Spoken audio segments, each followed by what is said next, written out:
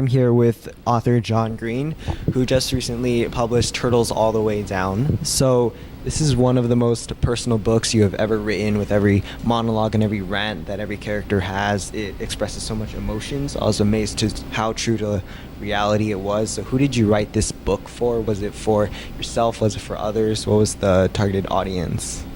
Oh, that's a really interesting question. I mean, I did write it for other people, but I did in some ways write it in response to certain experiences that I'd had.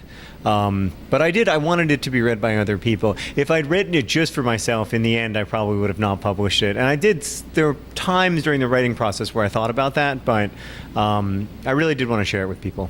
So what do you think was the general meaning or that you wanted to convey? I guess two things. First, I really wanted people who live with intrusive thoughts and obsessive thought patterns as I do to maybe feel less alone in that experience. It can be very isolating, or at least for me it can be very isolating. And then also I wanted people who may know someone or care about someone who has that experience to have a glimpse of it, if I could try to find a form or expression for that, and maybe they could understand it from the inside at least a little bit. So with the reality of the situation and also with the mystery of Pickett's disappearance and how she has to sleuth her way to get to the bottom of the mystery, there were many tones and many moods that clashed, that should have clashed, but they went well together. So what was your what did you want to convey? What kind of tone did you want?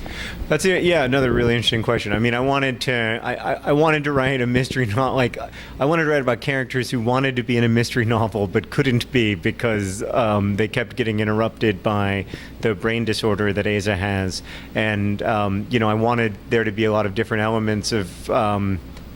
I wanted them to be struggling with what kind of genre their story is in and trying to understand their story as a story, because I think that was my experience in high school. I was always trying to figure out, like, am I in an earnest romantic drama or am I in a buddy comedy? Sometimes I couldn't tell. So it's been a couple years since the publishing of The Fault in Your Stars. So how was it getting back into like the writing groove? What was that like? It was, I was trying to write the whole time, so I was never out of the groove of writing. I just couldn't find a way to write anything I was really happy with, and it was tough a lot of times. I really wanted to I wanted it to be fewer than 6 years between books, but I was also, I'm lucky to have a day job I like, making crash course videos and working on the educational video stuff that I do with my brother. And so that was a really sustaining part of my professional life, but I did miss writing a lot, and I'm really happy to have published another book, and I hope to publish a lot more. Speaking of Crash Course, what was your intent when you started it, and what motivates you to continue Crash Course?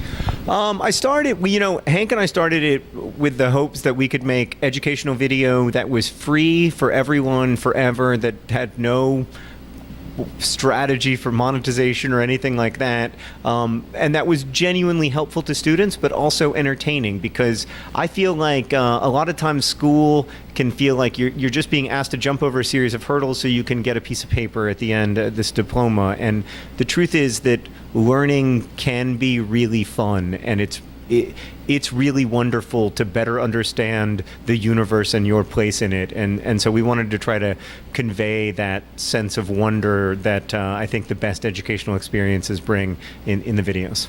So in the novel, the main character's best friend has an obsession with Star Wars and keeps like writing fan fiction on it. Did you ever have an obsession that big? Do you relate to her character in any way?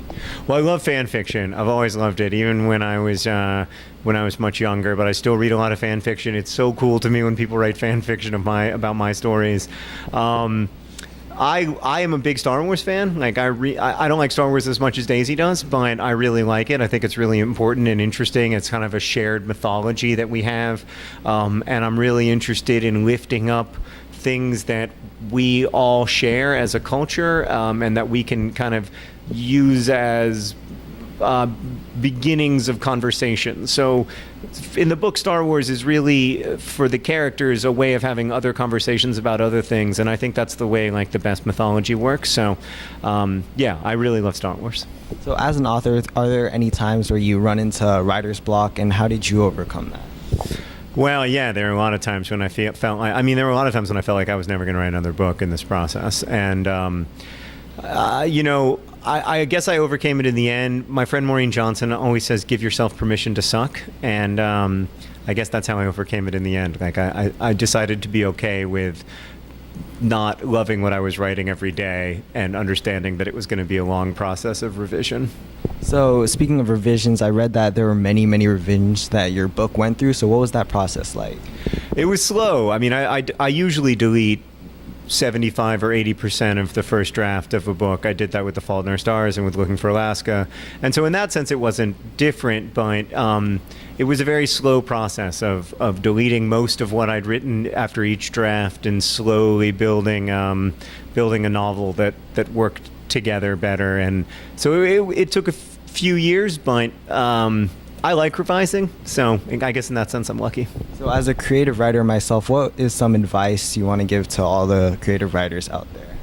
I think reading is the best apprenticeship that writers have. I think we get to learn from people who lived hundreds of years ago and people who are living now about how they use scratches on a page to make ideas exist inside of our head. And so I think reading is the number one thing, reading broadly, reading critically.